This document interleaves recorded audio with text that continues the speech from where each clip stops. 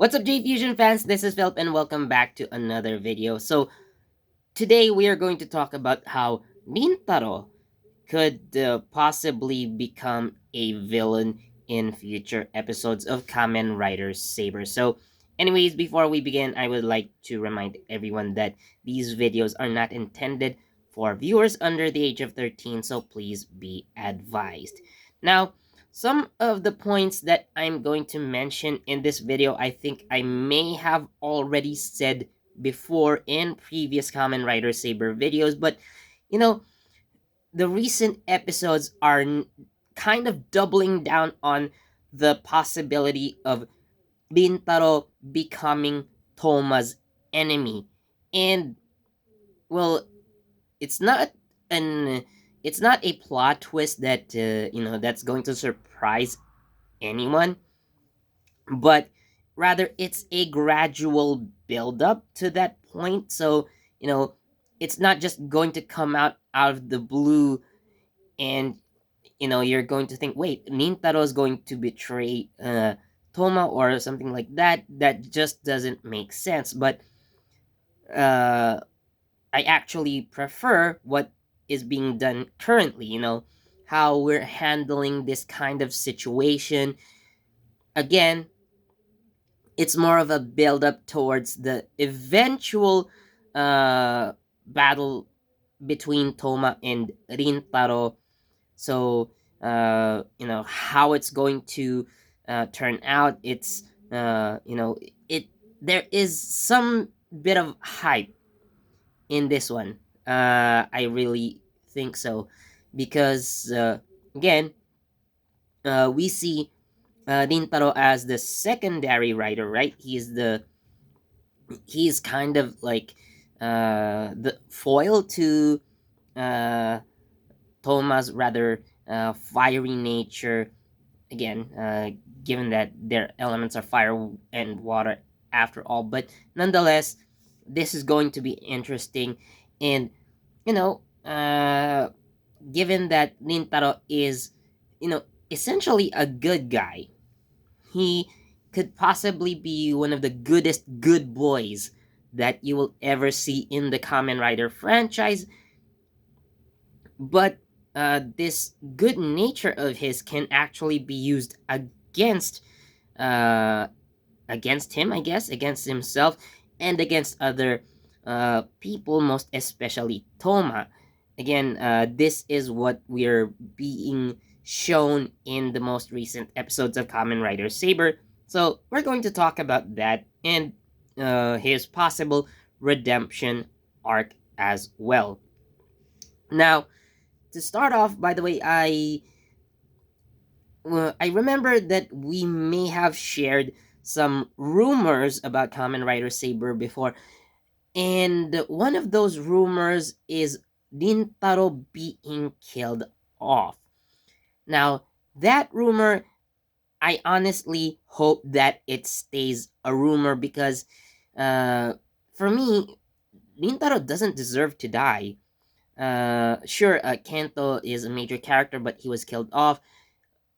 He's going to make a return, but if we're going to do that already with Kento doing that with Rintaro as well, just kind of ruins the thrill or the excitement of that plot, because you know that Rintaro is going to be killed off and then he's going to be brought back, or worse, Rintaro stays dead.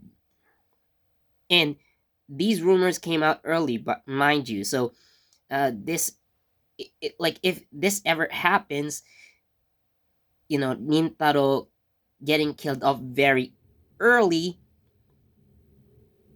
is just really bad plot wise, I think.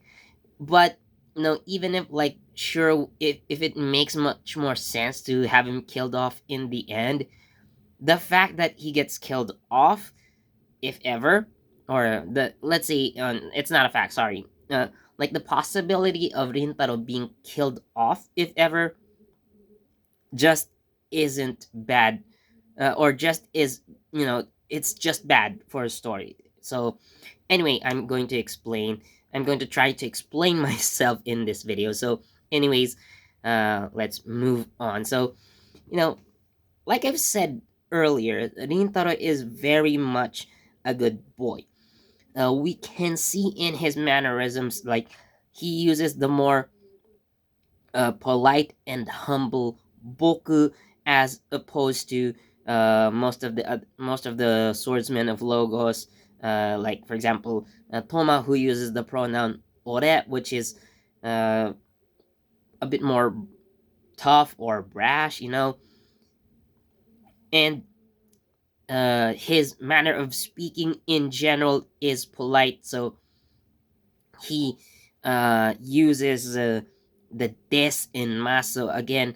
So this is a bit more into the Japanese grammar lesson. But anyway, so yes, Nintaro uses a very not really overly polite, like a flowery or highfalutin uh, way of speech, but nonetheless he speaks formally, as opposed to the more casual way of speaking that Toma does, or somewhat more brash like Ren or Ryo.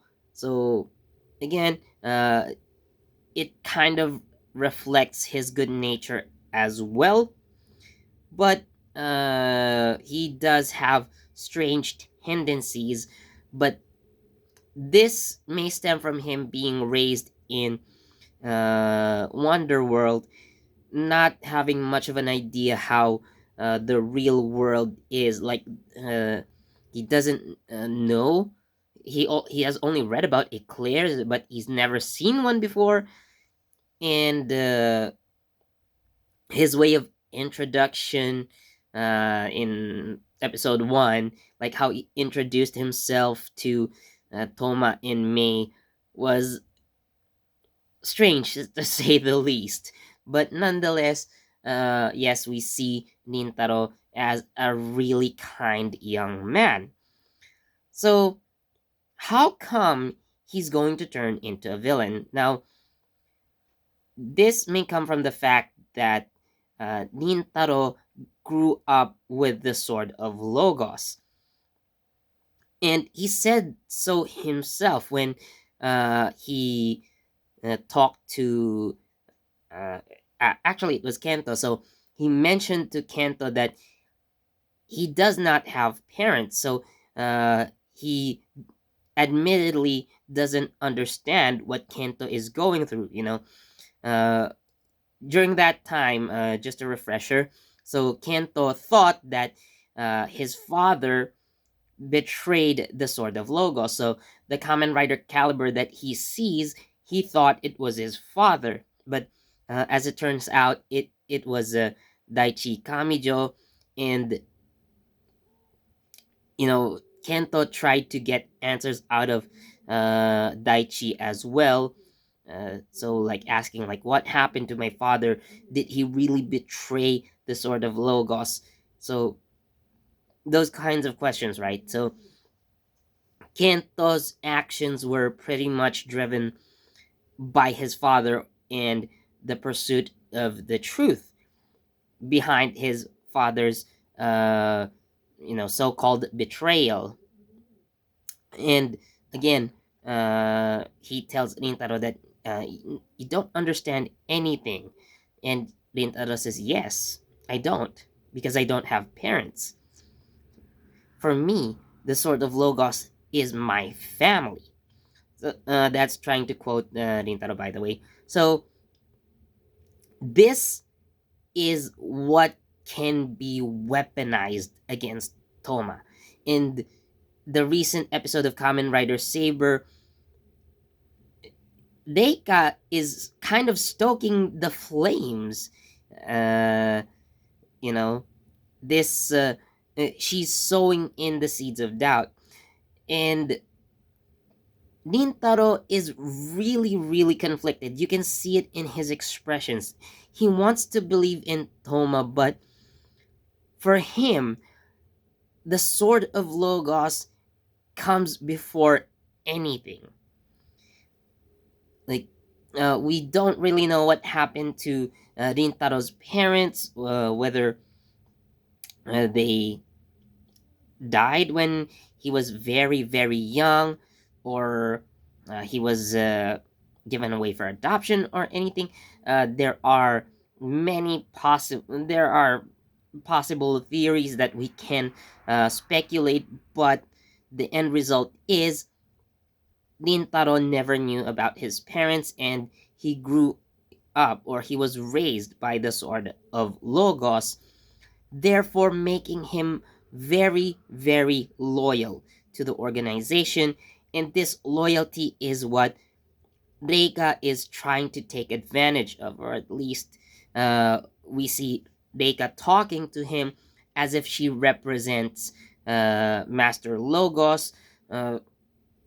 No one else other than Reika is telling Nintaro to, you know, stop Toma, or defeat Toma at all costs. But this is what she's trying to instill in Rintaro.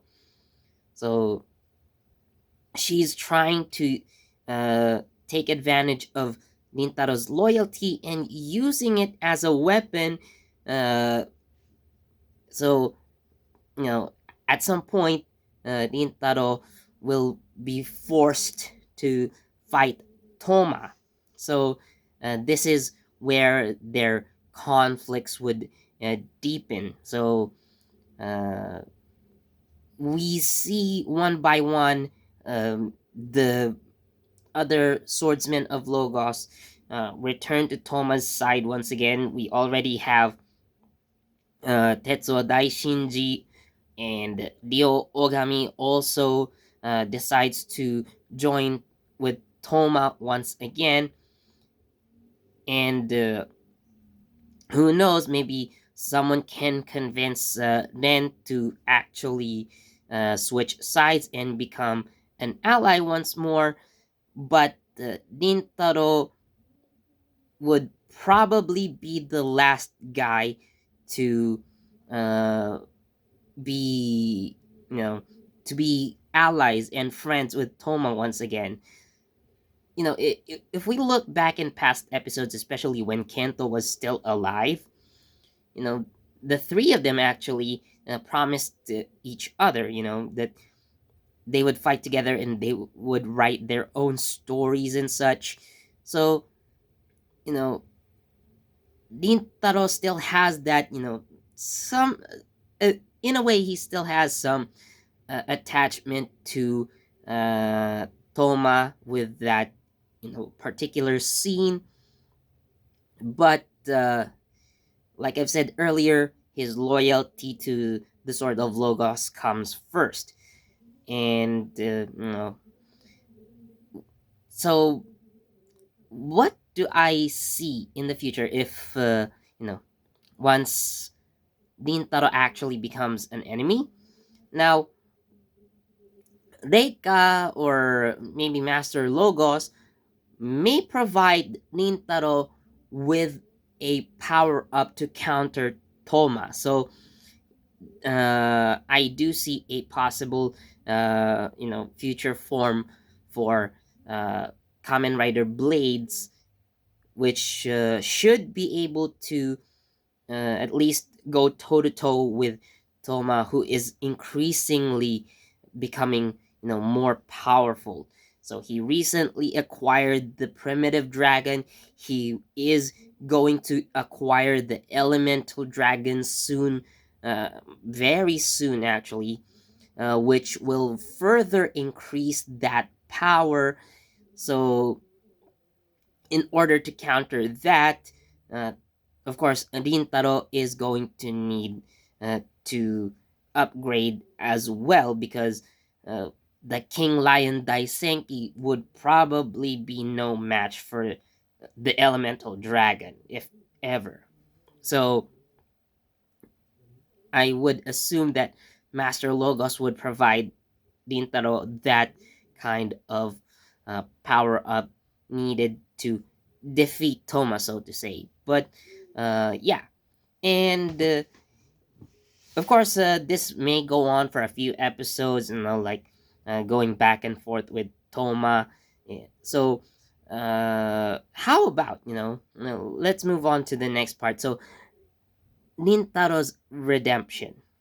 Now, of course, given that Toma is the main protagonist, so he will come out on top, and Nintaro would either realize his mistakes or something entirely different, but nonetheless, maybe Toma is going to try his best to get Rintaro back to his side and convince him to fight the true uh, evil who is behind all this mess. Now, I do see May becoming an important factor in Rintaro's redemption as well. Well, uh, we can assume that May has kind of developed a crush on Rintaro after saving her from being eaten alive by Zuos. So there may be that, or at least she's going to try and convince Rintaro uh, because they're friends. We can put aside that possible romance for now, but since May is also part of their friend group, so she's going to try and become a voice of reason for Rintaro, so he can uh, at least uh, become friends with Toma, or maybe at least convince him to fight alongside Toma, even though they're not really close. So what I could possibly see here of there are two things. So Nintaro fully joins Toma's team, or he decides to stay with Master Logos, or at least with the southern base, but he will remain there kind of as a spy. This one is quite risky, but to me, this is an interesting route. So he, but I do see I do see Nintaro becoming a full ally once again. So if ever this is the most possible route, but things can happen in the future. Who knows? But to me, that's what I am kind of foreseeing right now.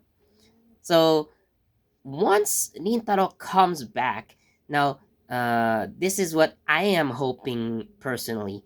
This is what I'm hoping for personally. So I mentioned earlier that the you know as Rintaro is going to have to fight Toma at some point, he may receive a power up that can go toe to toe against the elemental dragon, or if Toma is going to gain another power up after that.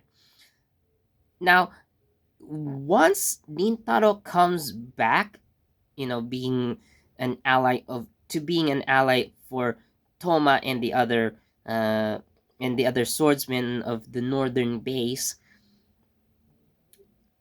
I would like to see a another power up that will surpass that, and this could probably become Nintaro's final form, or maybe he could stick to whatever power up Master Logos is gonna give him, but I think another power up would make more sense in a way that it reflects his redemption. You know, I do see like this power up after King Lion Daisenki, the one that should be used against Toma. I see this as kind of like quite a sinister looking power up. Although thinking about it, the primitive dragon with its bone-like structure, kind of looking like a dragon skeleton, uh, looks kind of sinister on its own, and Nintaro's power up should, I think, should match that. Now, of course, Toma is going to power up as well, which will look a bit more heroic. And to mirror that, I would like to see Rintaro go to that kind of level as well. He, so to recap a bit what I said earlier, I want to see Rintaro with a power up that can be used against Toma. So a power up that looks sinister, showing his, uh, his turn to the dark side, and another power up that will reflect his redemption. So that's going to be the most interesting route that I see for Rintaro. So yeah, again, I'm just not into the killing off Rintaro idea. So I don't subscribe to that thought at all. So yeah, I hope I made some interesting points in this video. So yes, as always, thank you so much for watching, and as always, please do leave a like, comment, tell us what you think. Tell us what you think about the Nintaro's possible character development in future episodes. So again, please leave it down in the comments. Share this video with your friends, and please subscribe and hit that notification bell so you get the latest from JE Fusion. This has been Philip, and I'll see you in the next video. Bye!